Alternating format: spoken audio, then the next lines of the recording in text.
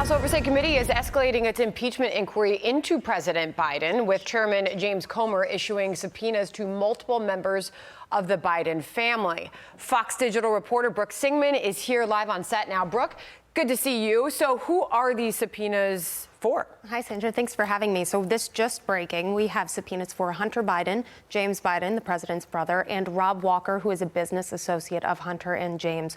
Also, House Oversight Committee Chairman James Comer requested transcribed interviews from Hallie Biden, which is President Biden's daughter-in-law, who was married to Beau Biden. Hunter Biden was romantically involved with her for a time. Sarah Biden, who is James Biden's wife, and also Melissa Cohen, who is Hunter's current wife, Elizabeth Secundi, who is Hallie Biden's sister, and former business associate Tony Bobulinski. So these are all coming right now, breaking today, and House Oversight Committee Chairman James Comer just issued these. Fair to say this is the most aggressive step yet? Absolutely. I mean, this is the first time we're having actual subpoenas for testimony for members of the Biden family, and James Comer said that these are just the first subpoenas that he's sending this week. We are expecting some more to come, but, you know, these come in the middle of this impeachment inquiry, so it is the first step to have Biden family members there answering questions. Why is all of this happening right now, Brooke? Well, James Comer, these are not the first subpoenas that James Comer has issued as part of his investigation. Actually, in September,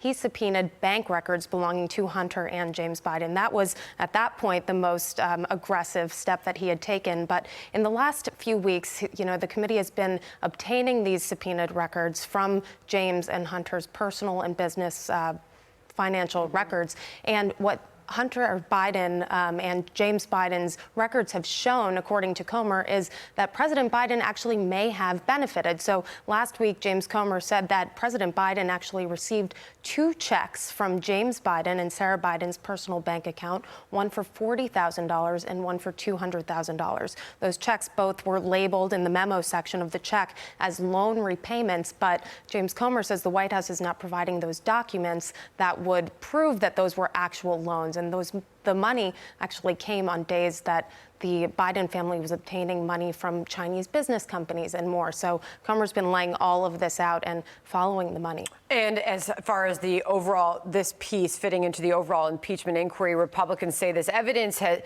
they have uncovered so far paints a troubling picture of the influence peddling, they say, by Biden's family and their business dealings, particularly with their clients overseas.